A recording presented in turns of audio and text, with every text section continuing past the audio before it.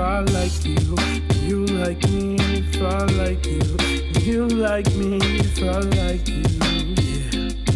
If I like you, if I like you, you like me. If I like you, you like me.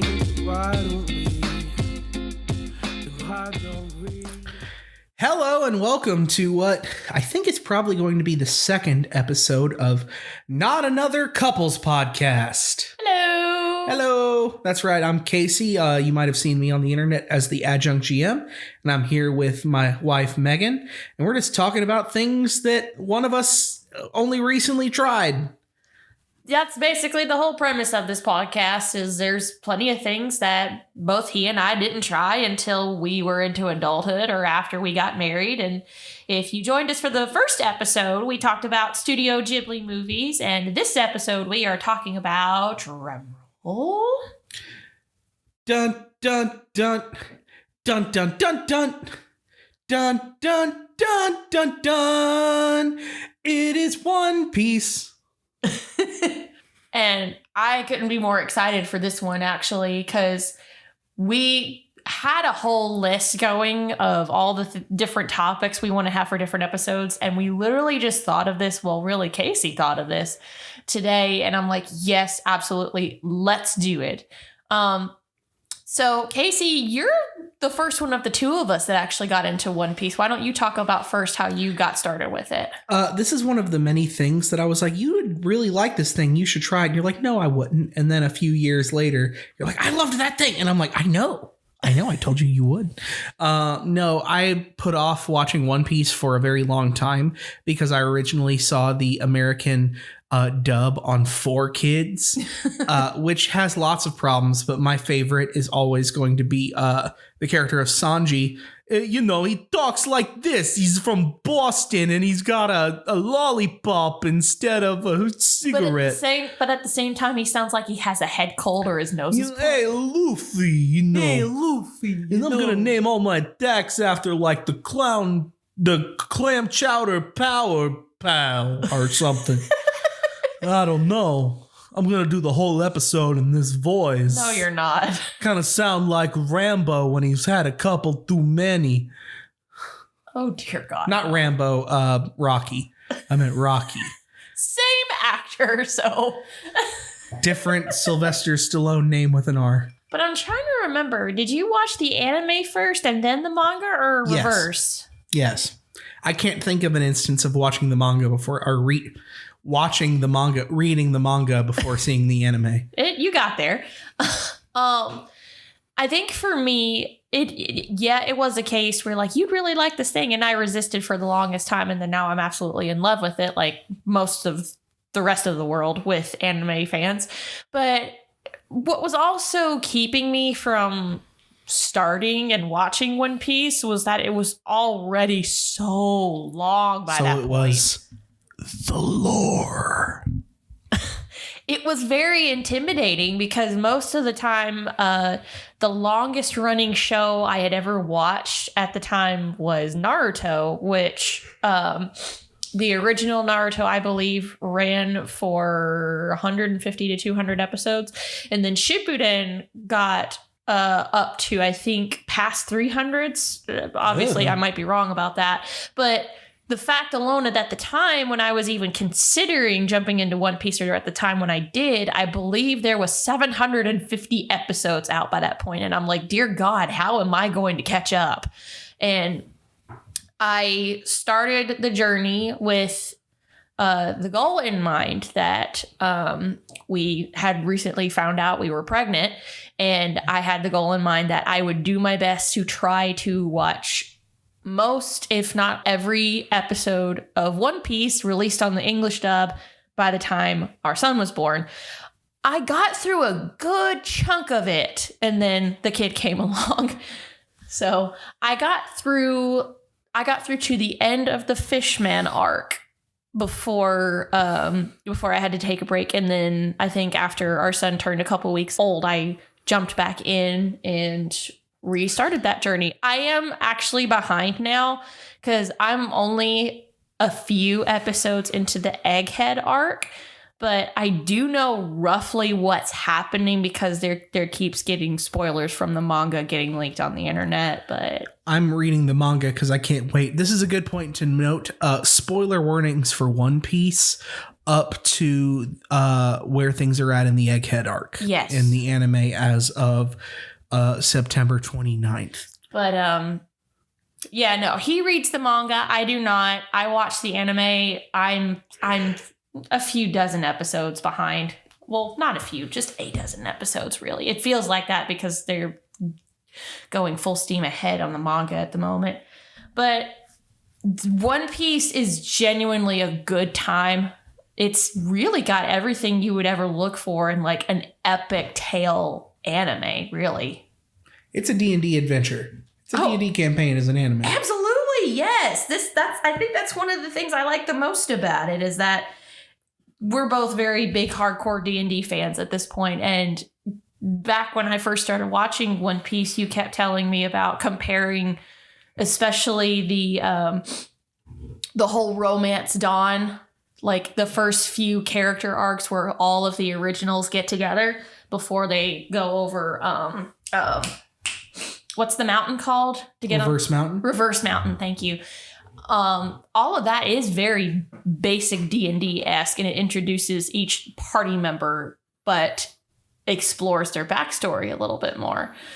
Everybody's except Sanji's. He's still very much like before his childhood, kept in the dark until at a certain point. But I think that's what I like a lot about it. It's that it's so epic. The lore keeps getting deeper, and there's honestly a lot to love about it. Speaking of a lot to love about it, just a couple of just some talking points here, and some of it will probably have quite a few people disagree with. These are just honest opinions.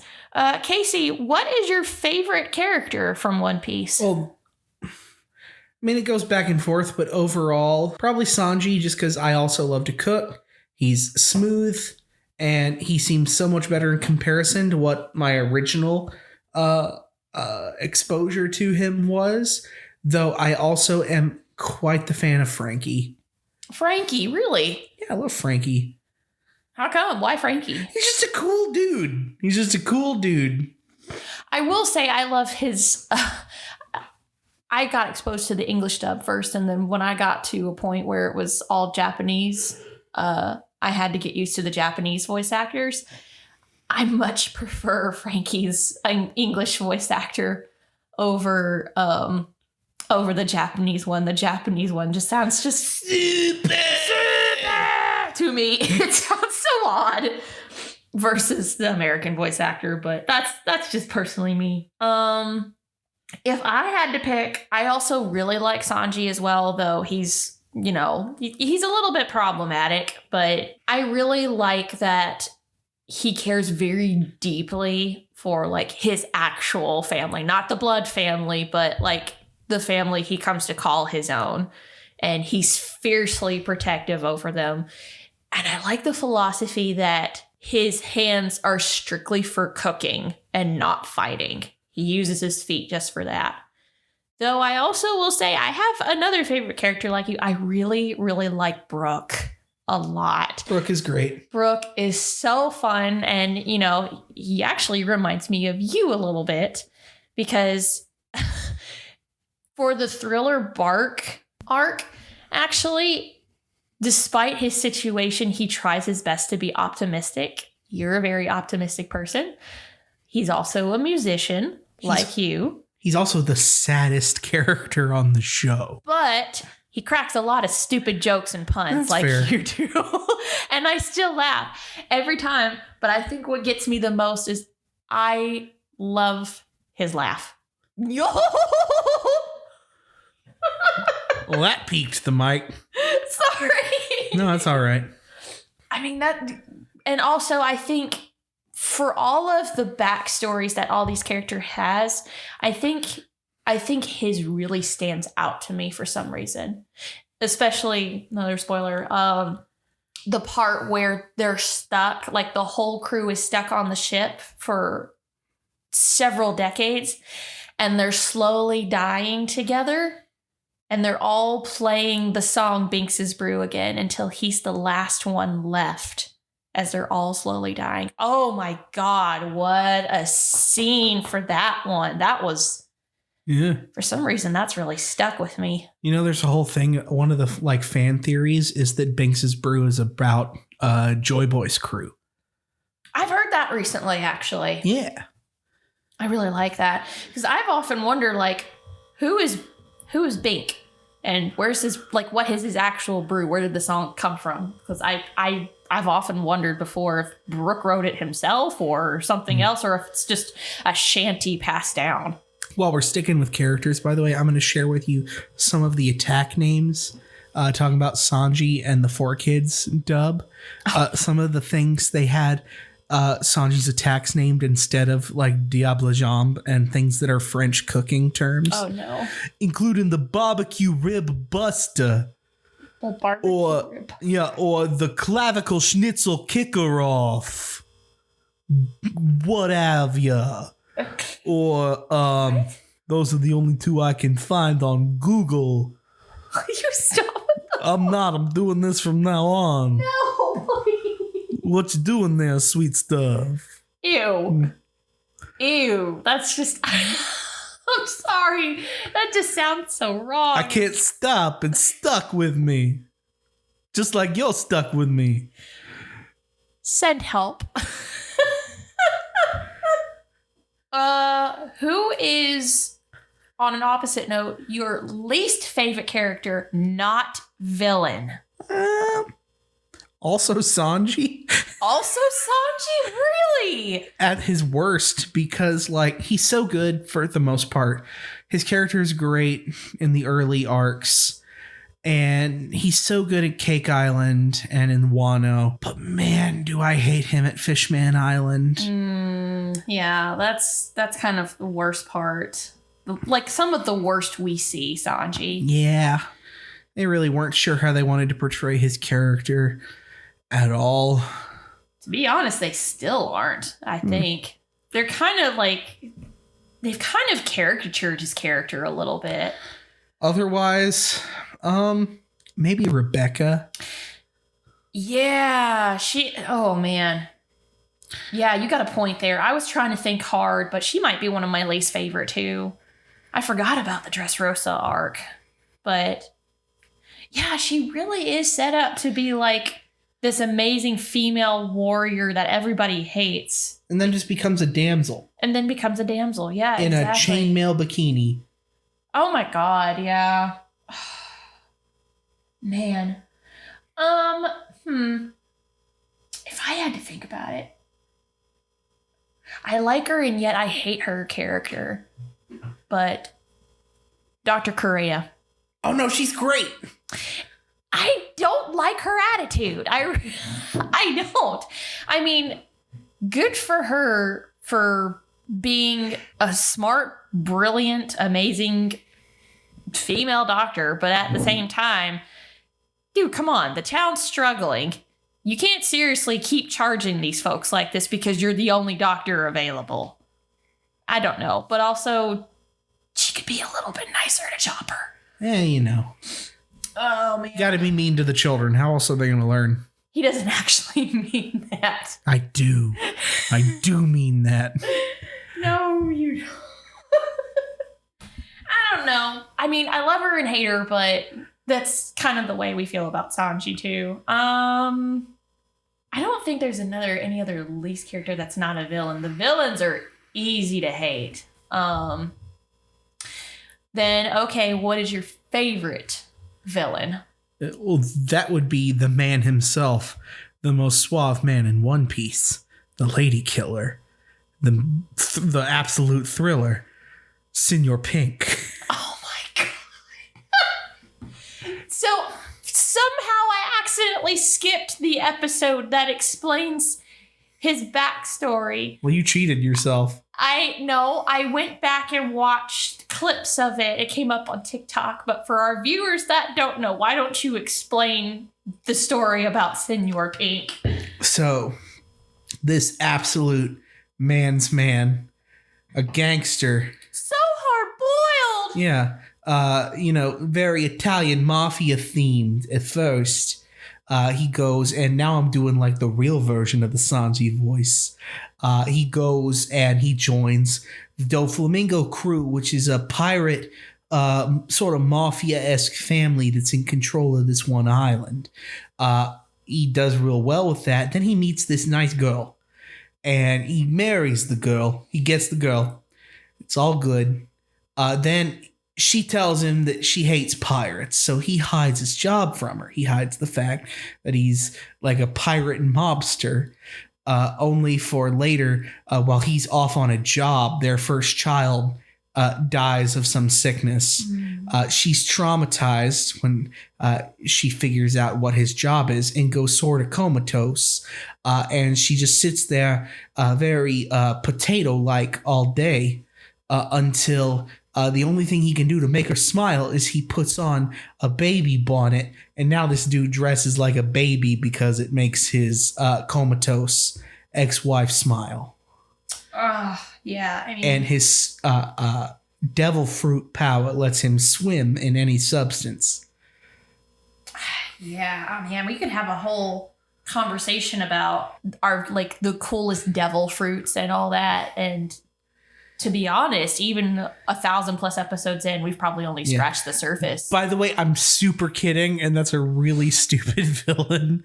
My favorite is Warden Magellan. Oh, he's the one that has like the toxin. Yeah, he's a poison man. He's made of poison. He's the warden of the worst prison in the anime that's themed after the 9 layers of hell. And he can turn his body into pure poison, and he's the one person that Luffy, the hero, did not beat. That Luffy never beat him. He never beat him. He only survived. Yup. Barely. And then ran on their second encounter. I forgot about that. He took Luffy, the guy, the main man, and made him run like a coward. Man, I forgot about that. I've got to stop doing this voice. Please, I'm begging you to stop. Please. Favorite villain. So does it count if they like turn over to the hero side before? No, it doesn't count? Nope. Even if they started as a villain? Yep, because you're going to say Robin. No, I'm going to say Bon Clay. Bon Clay was never a villain. You take that back.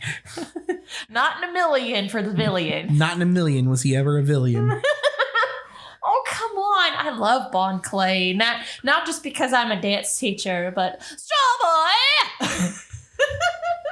He was amazing. Oh, gosh. Honestly, because I don't feel like he's my favorite, but one of my favorites, I would probably have to say, is Rob Lucci. He's actually a really cool character, and from what I can recall at least, he's one of the first villains that actually really gave Luffy trouble during a main fight. Crocodile stabbed him. That's true, but he was able to recover okay from the crocodile fight the second time. Okay. Rob Lucci, he broke him. He broke him, exactly. A little bit. He basically disintegrated his bones almost. And I don't know, his character art is really cool, but also when we see him again in the Egghead arc, I don't know, just his awakened form was really neat, even though he didn't stand a chance against 5th Gear Luffy. But One Piece for the anime has fully leaned into this is a power fantasy now. The things that gave you trouble are no longer trouble. yes, that's one of the things I like about Rob Lucci, that he comes back, but he is quickly put on his ass. I love prefer it. Kaku because giraffes are awesome. He's cocky. I can't stand him, but He's Kaku. Cocky Kaku. I don't know. It's all right. He does really stick his neck out there. Just not going to acknowledge that, huh? Oh, good Lord. I almost forgot one too. I actually really like Aokiji. That's a good one. Aokiji is just he's kind of a neutral character a little bit almost. He's played both sides at this point. He played sides for the Navy and he's now on side with the Blackbeard pirates. But to me, at least from where I am and from my current knowledge, you really don't know what his motives are. I see that look on your face. What do you want to comment about Aokiji? Nothing. This is no manga spoilers. Just stop it. Well, that was more Christopher Walken. I don't know where I was going with that. I don't know. You need to stop with that voice. Absolutely not. You're gonna be dealing with this for days now. And that's why he's going to sleep in the car. Oh no. Because if he doesn't stop, it'll stop one way or the other. But I think those are like probably my favorite villains. I already know my answer easy for this one. Who's your least favorite villain? I'm gonna recontextualize your question, and I'm gonna give you my most punchable villain. Oh, punchable. Okay. The most satisfying person to just get decked. Oh, I know this. Is that one dragon guy, the celestial dragon? The celestial dragon that tried to buy the mermaid and then tried to get. Never has a punch felt better in an anime. Never has someone deserved to just get laid out. Honestly, there's people like that in this world who he punched that dude back into the manga. He hit him and it went black and white line drawings. Yeah. That honestly was really good. Otherwise, worst villains. If I'm like thinking of someone that just wasn't a fun villain. Well, not worst. Your least favorite. Your most hated one. Moria. I didn't like Thriller Bark. Moria. I didn't like Thriller Bark. Just in general, it was kind of dumb. Really? Yeah, it wasn't for me. Huh. Well, that's just it. You just didn't like the arc? Yeah. That's why you don't like Gecko Moria? Yeah, and he's just kind of like, okay, boomer. Like his whole thing is that like he lost to Kaido forever ago and is just bitter. Okay. I'll give you a wild guess as who my least favorite is. Who dat? Take a guess. Queen. No. I hate Caesar a lot from Punk Hazard. Oh, because he's actually detestable.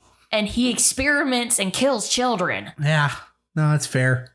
I was making jokes. You're for real. No, I'm dead serious. Yes, I couldn't stand Caesar. That him getting absolutely owned and then being used as a pawn in the whole cake arc. Absolutely 100% How do you deserved. feel? How do you feel then that he's to thank for like Chopper, one of the most sympathetic characters, most recent power up? That he's the one who like gave Chopper his current biggest. That doesn't thing. excuse him for his other mistakes. No. Does that ruin it for Chopper? Is it like you should throw that in the trash?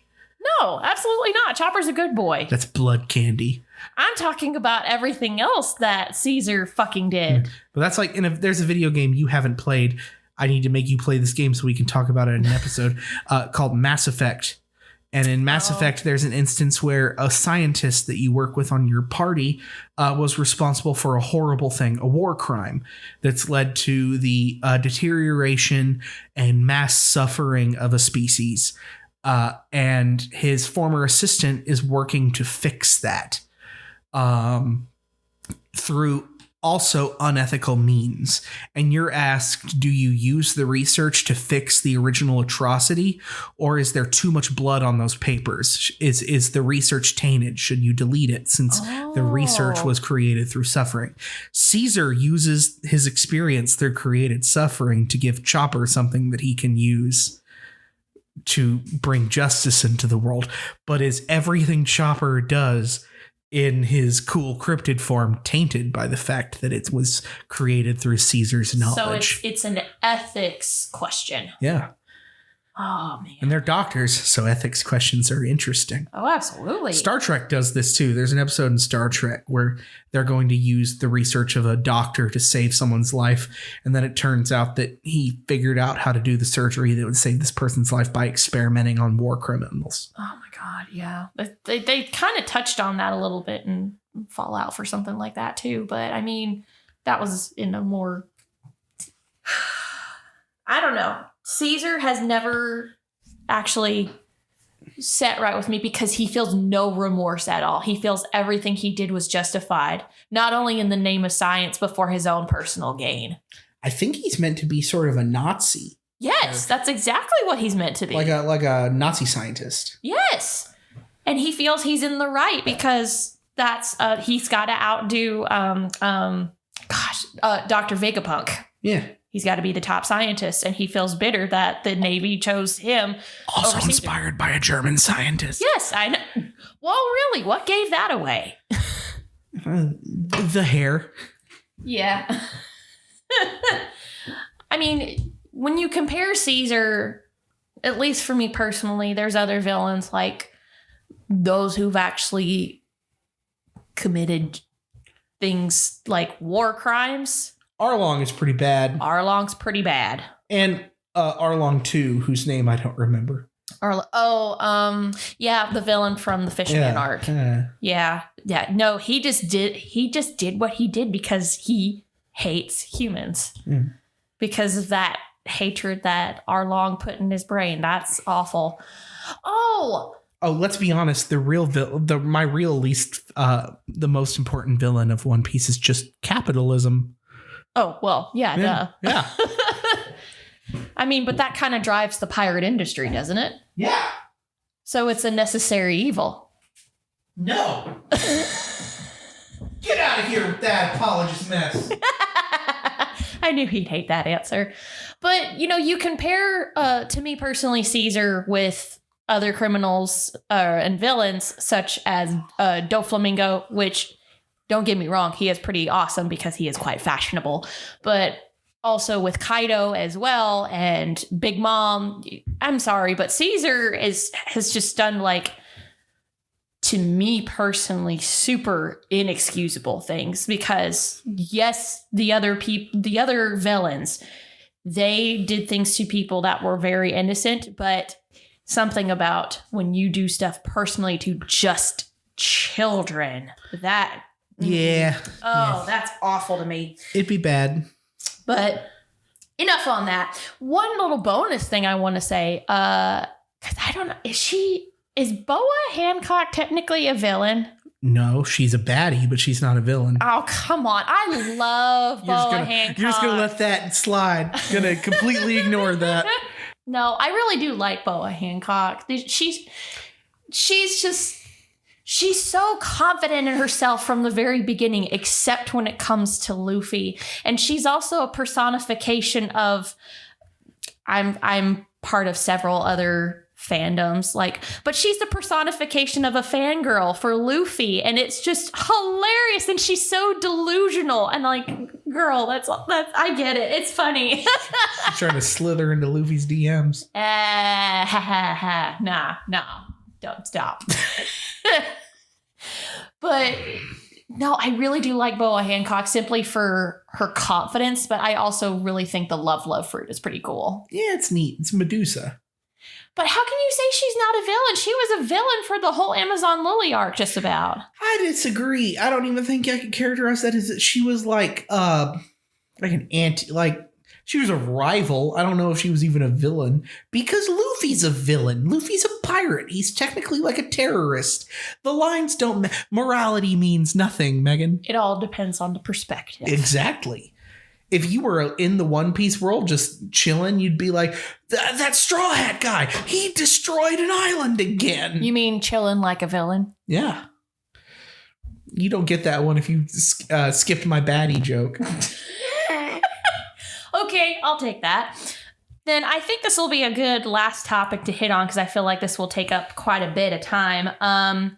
Okay, Casey, top 3 arcs. Cool. Favorite 3 arcs of One Piece. I'm going to go from 3 to 1. Yes. From my start at the bottom.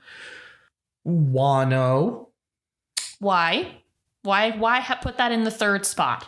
It's incredible. You get a lot of great stuff from all the characters. Not all the characters, but a lot of them. You have Zoro unlocking his King of Hell abilities. Sanji getting the raid suit online and unlocking his abilities as a Germa soldier. Mm-hmm. Chopper's creating a cure bomb thing for the Ice Oni virus is actually a big favorite for me with that. And generally, the Akazaya Samurai are cool. They in are particular, pretty cool. Kiku of the Snow. Kiku, yes. It also has one of the biggest betrayals of One Piece. Like one of the biggest plot twists. But at the same time, it splits its focus amongst too many people, I think, sometimes. And it's too long. I have to agree with that. It is so far the longest arc of One Piece, apart from Romance Dawn, which is like several arcs put together, really. Number 2, I'm going to say Whole Cake Island. Oh, yes. And I don't even necessarily have anything bad to say about it. I can just talk its praises, where you have a really cool story. You have a really cool world building point of this like nation of islands that are unified and actually peaceful. Like in a weird way, Big Mom is doing a good job running her territory. Like she's not a terrible leader in a macro sense. She does a really good job as a leader. Yeah, she's only bad if you're against her. She's a tyrant. Yeah, she's bad, but also like she's not a bad president or queen or whatever she is. The Sanji versus Luffy stuff, and it breaks my heart. And Luffy versus guy with the lamprey mouth with the mochi fruit. Is so cool. Oh gosh, his name just came up the other day. Give us a second. Katakuri. The fight between Luffy and Katakuri is so good. Oh yeah. It's just so good. And also Sanji's family is so good to hate. And you get probably one of the best moments of Sanji. And I'm going to get off topic in a second.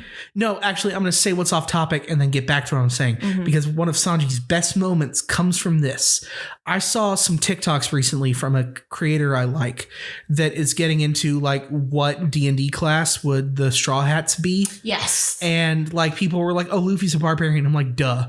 But in particular, the one that rubbed me the wrong way was saying that Sanji's a monk because he's like doing flurry of blows, like kicks and stuff. No, hear me out. Sanji's favorite spell is Searing Smite, and he's good at casting Divine Smite. His lay on hands is his food, and that man has an oath. It is the oath of ladies, but it's the oath. No. I'm kidding. It's not that. It's not actually that. It's an oath of like care or oath of hospitality. Yes. And I almost want to write it and publish it on DM's Guild because his oath, tenet number 1, don't waste food. Tenet number 2, if someone's hungry, you feed them. Tenet number 3, gentlemen. That he's a paladin. He is a paladin. Sanji's a paladin of food. Right. He's a paladin. Who has the chef feat. Because originally I thought Bard. Chef feet? Yeah. But no. No, I was originally like, oh, Sanji's a bard who gives inspiration through his food. But that would involve more payoff than one time that those recipes came up that he learned during the time skip. No, I agree with you. He's absolutely a paladin. And if there's a moment that shows that more than any other, it's when his brother throws that plate of food at that poor cook. And not only does he catch it, but he eats it off the floor because don't waste food. And it shows every single part of what his paladin oath would be. Protect women. He stops the plate from hitting her and says, you would scar a beautiful face like that, except he said it in the actual good voice. He then tries to get his brother to eat that food. Don't waste food, yes. And then when he fails to do that, he eats food off the floor, very specifically debasing himself in front of the people that he would least be willing to do that. And not giving a shit about it. Yup. Sanji's a paladin. He is absolutely a paladin. And then he gets his plate mail with the raid suit. Oh, wow. So then, with all of these good points, why is Whole Cake not your number 1 pick? Because Impel Down exists. Oh, that's true. Okay, please explain Impel Down. Why is your number 1? hang in there, Straw Boy. Straw Boy! Just in general, the fight with Magellan is terrifying. Yes. I think you get to see Luffy at his most chaos gremlin in that arc. Like, he's such such a fucking menace in that arc. He's such a menace. How he casually just drops that dragon is his dad to his dad's former lieutenant or second in command.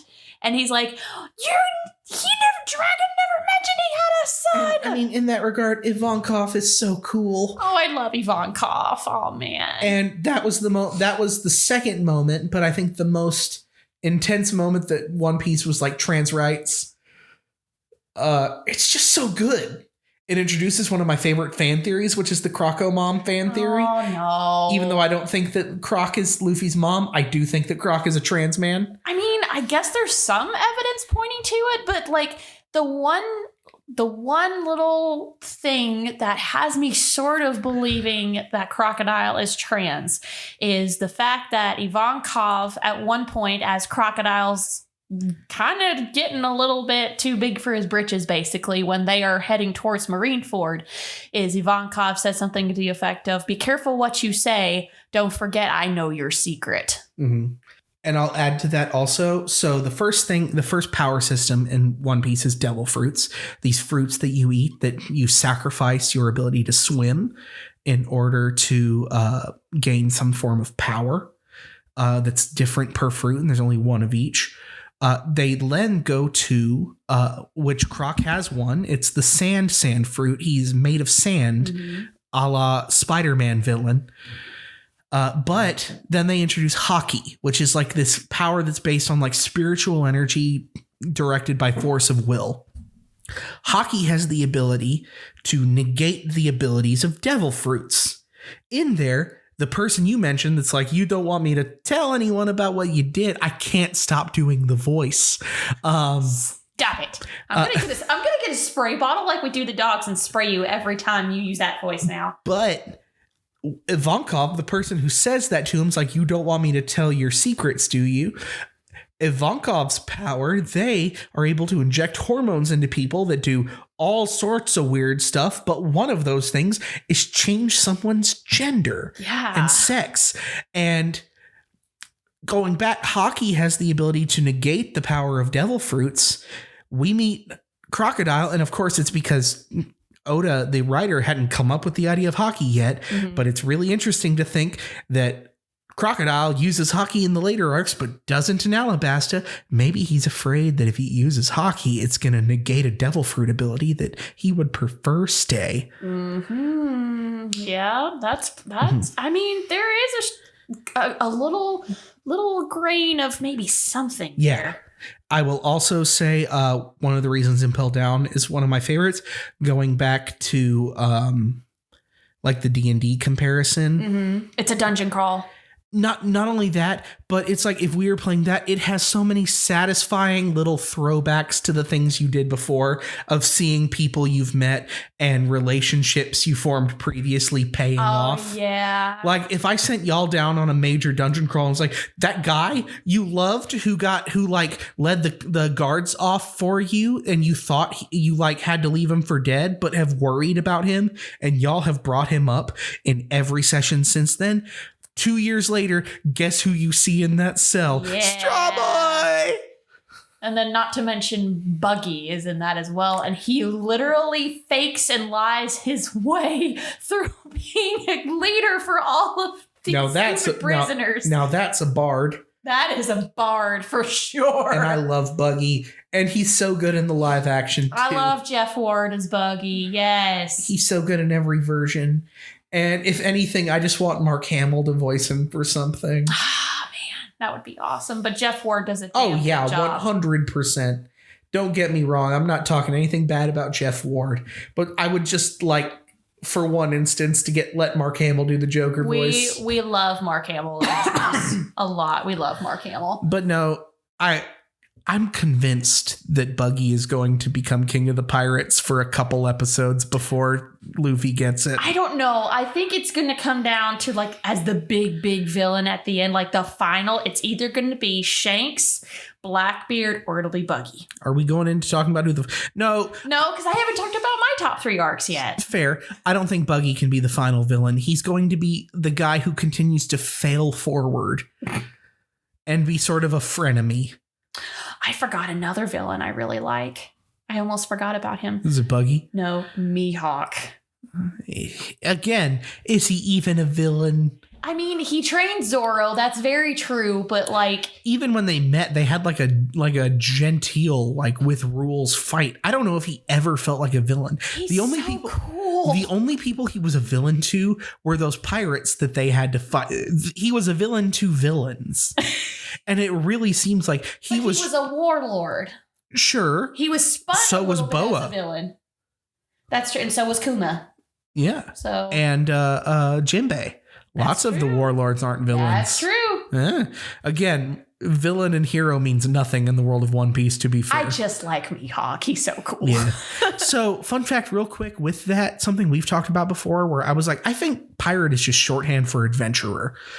Apparently that was a plan in the show, was to divide pirates into 2 categories. And I say this, they were in my head, and as soon as I say that, I don't remember what the 2 categories were. But they're like, Oda originally thought about giving terms to pirates that are like thieves pirates and pirates who are adventurers. Apparently that was originally part of the plan. And he changed his mind and just let it be that pirates are pirates. I mean, keep it simple, I suppose. Yeah. Okay.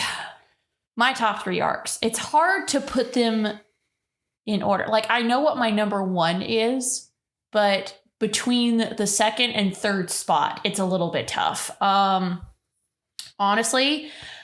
I think my 3rd choice, I really liked the Alabasta arc. Alabasta was a lot of fun. It's a lot of it is because Crocodile is such a really good villain. Masterfully done so, but also it felt so good when Luffy defeated him the 2nd time with his own blood. That's like, I mean, that's metal. But also, it's rubber. I know that joke's a stretch. Somebody get him out of here. I'm gonna take over this podcast and do it solo. I quit. But no, really, that was pretty good.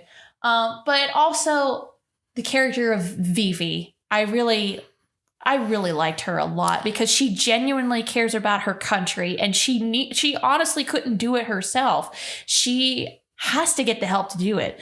But we're introduced to her in a way that's so unexpected. She's introduced as like one of Mr. Zero Baroque Works' pawns, and then she comes to be a great ally and friend to the Straw Hats. Another instance of Oda adapting to things he thought of after writing the character. Vivi was only originally supposed to be Miss March or whatever it was. And some fans wrote into Oda and said she looks like a princess, and he decided to rewrite it to make her one. No, yeah, really? That was not the original plan. That happened after Whiskey Peak. Oh, wow. No, I like that because she's so unassuming at the beginning after they cross over Reverse Mountain and they're having the whole story with Laboon. Oh my gosh, so sad, by the way. But no, she's so unassuming, and then she becomes a greater part of the story, which leads them into their next part of their journey. She's the catalyst for starting their real adventure in the Grand Line. And the scene also in particular, she's just trying to do what's best for her country and unite them together against the real villain, Crocodile. And the scene where she's just crying out in the clock tower for everyone to just stop fighting, and she's screaming at the top of her lungs. It's just such a raw moment. It's a very real allegory for our politics, especially when Luffy slaps. Also, I love that Luffy slaps some sense into her and is like, yes, your ideals are dumb. Your ideas are silly. If you're hungry, then just eat. Yeah. And it's very what you have is Luffy, the leftist anarchist, whatever he is, being like, the Democrats can't save you. I also recently saw a clip, like I was reminded of this because I recently saw a clip of this on TikTok today, actually. Luffy and Zoro's antics across the desert were freaking hilarious because they were just bashing on each other. And the caption said, yeah, I'd be that way too if Luffy was my captain in the middle of a desert. That being said, I will say one thing about Alabasta. It's probably the best arc to set next to Wano and look how the characters in the story has evolved. Yes. And I'm going to say two things. One, the thing you just said, where those two are arguing the whole time, Luffy and Zoro. And they've always been buds since they've met. But by the end of Wano, you see instances of like Zoro will do whatever he's like, he is so ride or die for Luffy. Like at like one of the very first few episodes of One Piece, when we first meet Zoro, he's like, I'm not going to be in your crew. You're not my captain. And then we go over to when he's fighting King. He said, I will do anything for my captain. Yeah. I will follow my captain everywhere. And I'm like, oh, that's chills. In the Japanese, it is, I am the right hand of the future king of the pirates. Yes. With Sanji saying, and I am the left hand. Yes. Oh, it's awesome. But I guess I would say, honestly, well, another reason I really like the Alabasta arc is we get introduced to Ace. Mm-hmm. And I really like Travis Willingham as a voice actor as well. Honestly, he's just so cool.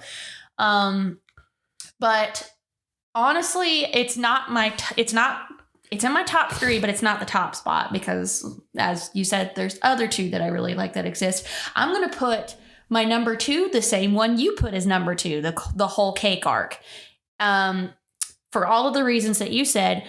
But I still was looking at it from a D&D perspective. Literally, like, it's a well thought out plan to assassinate Big Mom, and yet everything goes wrong. Yep. It's like tonight we plan, and then everything falls apart. And I can't help but imagine people rolling on the table like fail, bad roll, 1, 5, 2, and until they roll a 20 to get Mirror Lady. Oh my gosh, yes, that was so funny. But also, I really liked how the different islands were set up. They were different suites, and like that goes back to, I loved playing Candyland as a kid, and it's kind of fun to like go back a little bit into the childlike quality of it, but also Pudding. Oh, she was a terrible but good villain. So terrible, but then you get to that, like, they did a good job of building it up where, like, there's no reason why I should, like, you were talking last episode about Lady Eboshi and how, like, you never fell for her. I did not fall for Pudding, and it got to that moment, and that's, again, an issue of, or a thing of where, like, I love Sanji. I hated him earlier, but he very much came back around. Mm-hmm. When he pulls the thing up and he's like, you're beautiful. And she just like melts to that because no one has complimented her ever.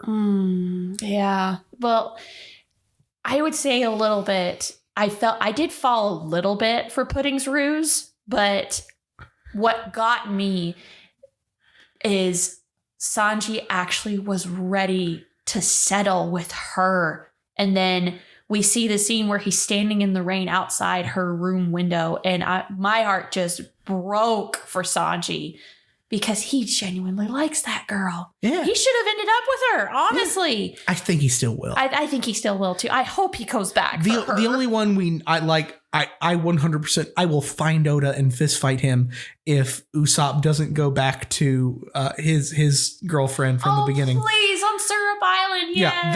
Yeah, that's the one requirement.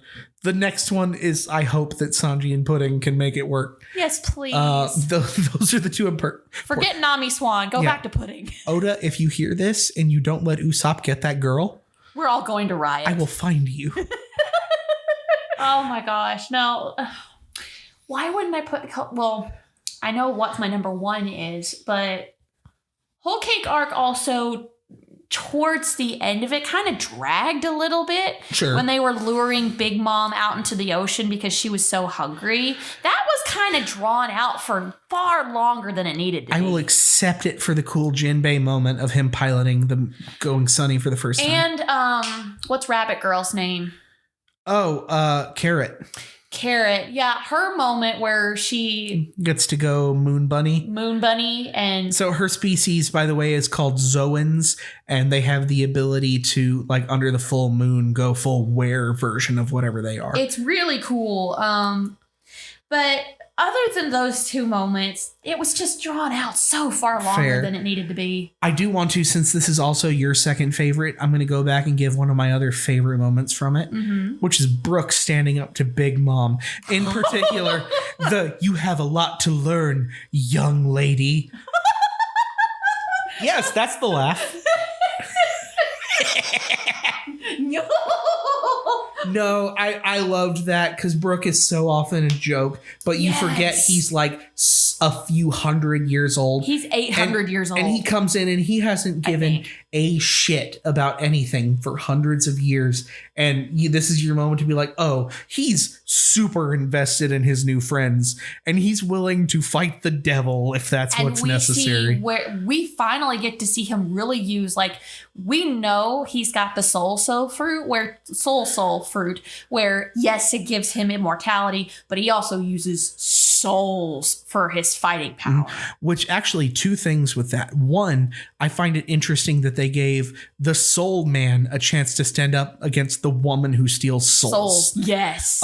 Two, my other second favorite fan theory is that I don't think they're going to do another. I think they've already done it out with, oh, this fruit, devil fruit, was actually a different devil fruit. If they do it again, I think it will be that Brooke's fruit is the Zoan type god of death or Grim Reaper fruit. I don't know about that. I mean, maybe. His ability to manipulate souls does not make sense otherwise. I mean, you got a point there, but I don't know. I mean, Oda is a little bit kind of go back and say, yeah, this works, sure, whatever. But especially with them on the Island of the Giants, which is basically just Norse mythology. We're getting close to endgame here. Yeah. I do think we maybe have a training arc coming up where Brooke can spend some time in Helheim or something. Oh, yeah. Though actually the king of Helheim will end up going to Helheim. Yeah. If anyone. Yeah. But I do like the idea. I saw this as a fan theory, like not a fan theory, but a wish that the Straw Hats will all break up and go to the 9 realms of Yggdrasil to train for a little while. I mean, maybe it's possible. I think you're just really excited for that arc because of the mythology behind it. I'm an adjunct English teacher, and my personal favorite topic in literature is Norse mythology. I love Viking poetry in particular. Beowulf is a favorite. I hated Beowulf when I had to read it in high school, but honestly, I've had to learn so much about Norse mythology because I have to listen to him. What, you don't like a naked man just grabbing a dude by the arm and holding on till he wins? No. Oh, that's what happens in Beowulf. Yes, I know. Anyways, that's probably the one gripe I have with the whole cake arc is that the end part of it just went out far too long. I think that's definitely fair. Finally, my number one pick for my favorite arc, Marineford. I really thought you were going to say Long Island. I thought you were going to just love Foxy. No. Oh, God, no. I hate Foxy. Don't get me wrong. The boxing match was super funny, but no. I hate Long Island. Oh, my goodness. I'm just joking. I actually still think that Foxy will come back in a big way. He did. Somewhere I saw on a TikTok, he did reappear briefly somewhere, but I don't know where. I saw a thing suggesting that the final arc will be that Luffy gets captured by the world government and that the Straw Hat Grand Fleet challenges the world government to a Davy back fight to re-recruit Luffy. Now, I would love to see that. But the reason I think a lot of people will agree with me on this, the reason the Marineford arc is my favorite, it is one gut punch after another, but so many cool and memorable moments come from that arc. You get the point where Ace is about to be executed and Luffy shows up out of fucking nowhere, as does Whitebeard, which he's been just a character that's been built up to this point, only making a brief appearance with a meeting with Shanks. And we get to see him go absolutely crazy on the whole Navy. We get introduced to some of the worst villains ever. To a point, how would you pronounce the guy, Akainu. Akainu? I've heard it pronounced Akainu. I think it's because he wears a Hawaiian shirt, and I'm trying to pronounce it sort of Polynesian. Akainu. In the English dub, they pronounce it Akainu. But in YouTube videos, I often hear people pronounce it Akainu. Well, anyone can make a YouTube, just like obviously anyone can, any old schmo can make a podcast. Yes. I mean, look at us. Anyone can make a YouTube video. I'd go with Akainu. Okay, we get introduced to one of the most deplorable villains yet, and really get to see the full extent of Blackbeard's plan come to fruition, like the beginnings of his terrorism over the Grand Line. But so many cool moments happened with Whitebeard, like when he used the Quake fruit to separate the ocean and made it into like big tectonic plates. But we also get one of probably the saddest scene in One Piece ever is the death of Ace. And personally, there have been very few moments in my life where, like Luffy, getting kind of a little dark here for a second, like Luffy, you can't do anything but scream and go numb and just cry about something like that. And you just shut off. And it's such a raw moment that, like, I think connects with a lot of people too. But moving off that, you also have Whitebeard dying standing on his feet, but you never see a single mark on his back. Yeah. I'm going to go through a few points of what you said. Absolutely. Go ahead. One, if I had to compare Akainu to a contemporary politician, it's probably Winston Churchill. Yeah, actually. That's probably or MacArthur. I'd go more so Winston Churchill.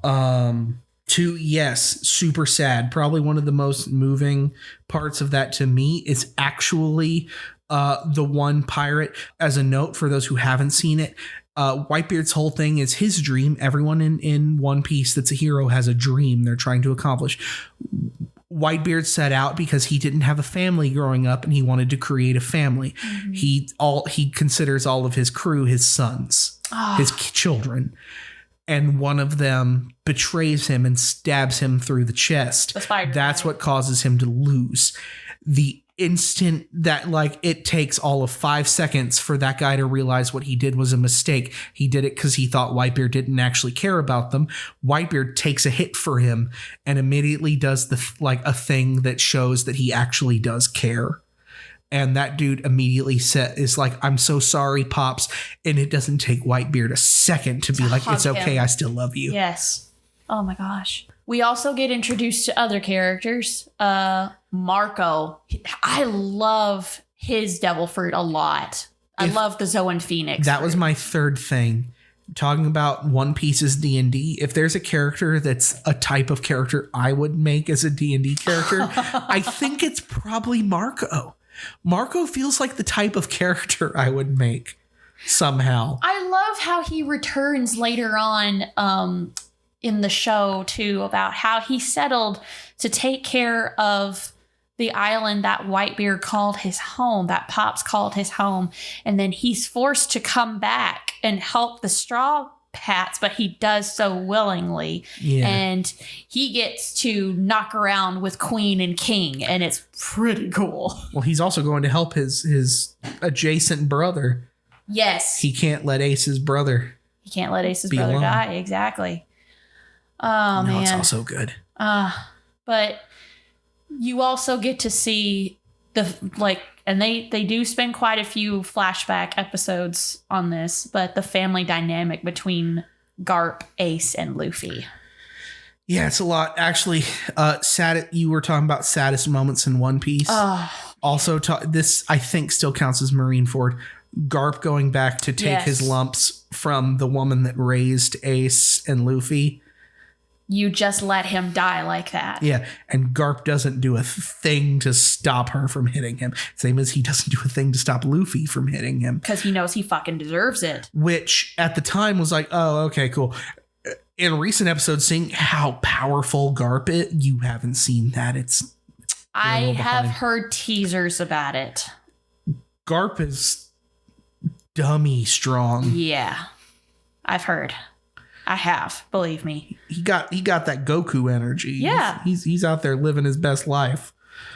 Yeah, it still burns me that Garp won't do anything to save Ace. Yeah, but he goes out of his way for Kobe.